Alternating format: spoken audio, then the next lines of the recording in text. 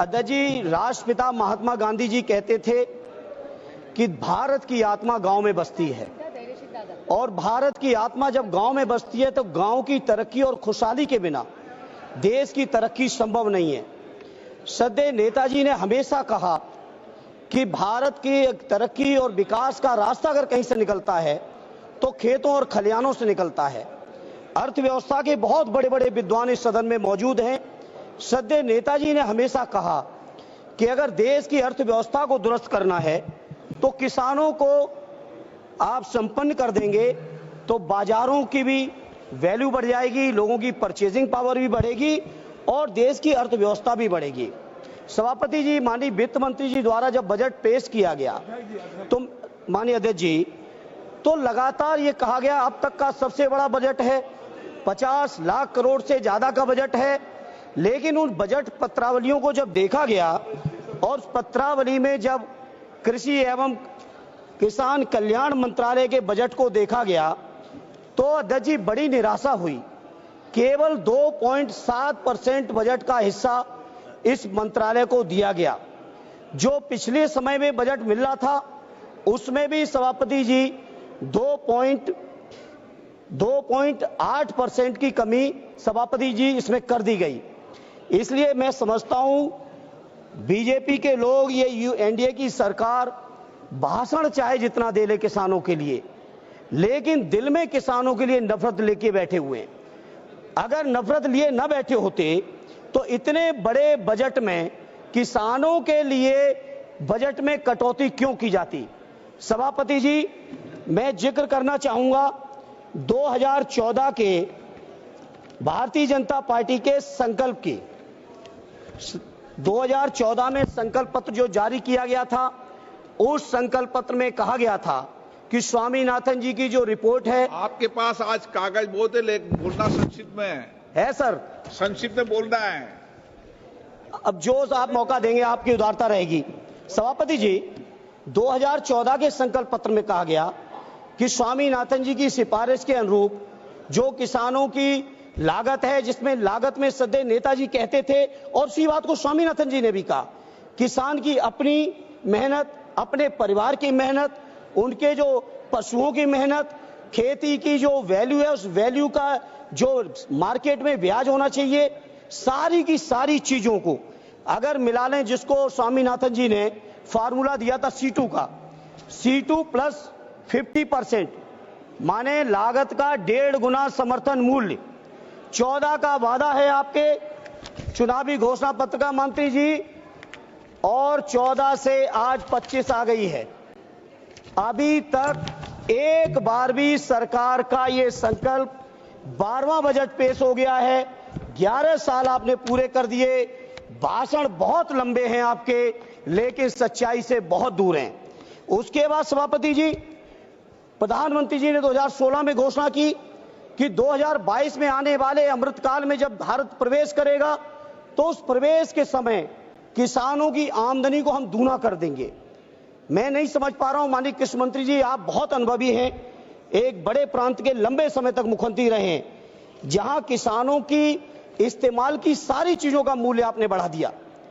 आपने खाद का दाम लगातार बढ़ाया, बिजली में आपने कोई सब्सिडी दी नहीं, कीटनाशकों का दाम बढ़ा दिया गया, किसान के इस्तेमाल के डीजल के दाम बढ़ गए, ट्रैक्टर थ्रेसर से लेके जितने भी आपके चीजें इस्तेमाल होती हैं खेती किसानी में, सारी चीजों का दाम बढ़ा दिया।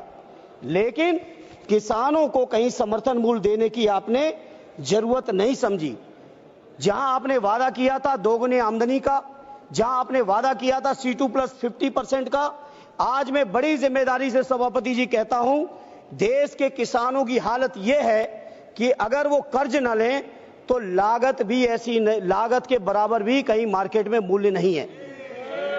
स्वामीनाथन जी ने कहा था कि किसानों की आमदनी बढ़ानी है तो 43,000 मंडियों की देश में जरूरत है, लेकिन उन मंडियों की अभी देश के अंदर केवल स्थिति है 7,000 की।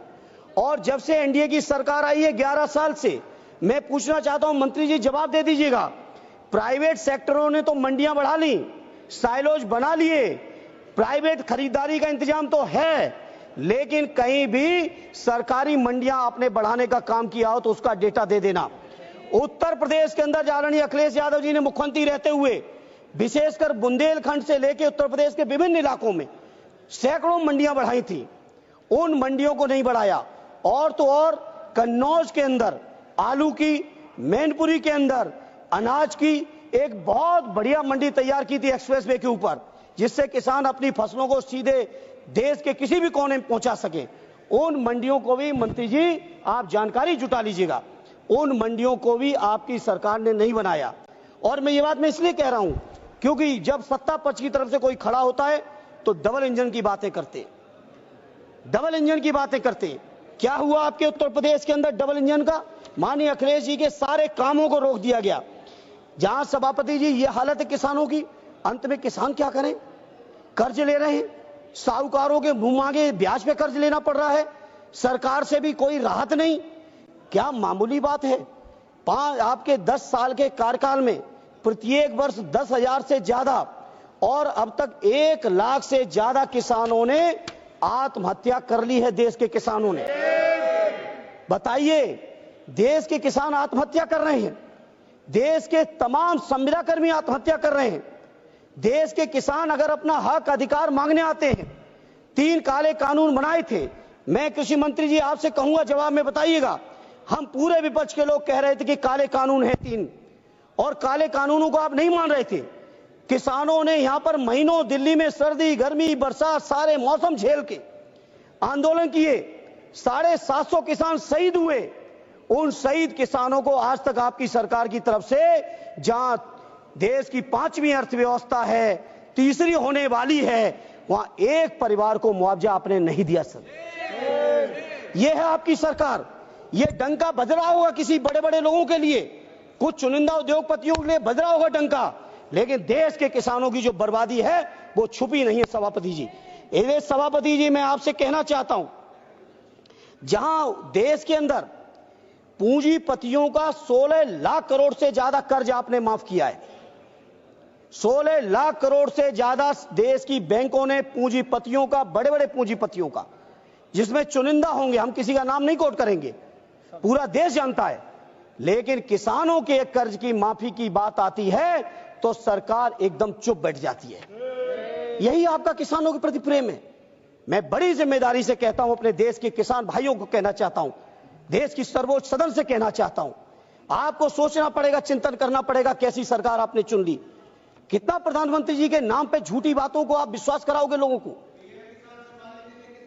कह रहे कितना दिया है, उससे एक मिनट साहब, जितना दिया है सुन लो, उससे ज्यादा आपने जो यूरिया की बोरी 50 से 40 कर दी, उसमें काट लिया है, उससे ज्यादा आपने जीएसटी में वसूल लिया।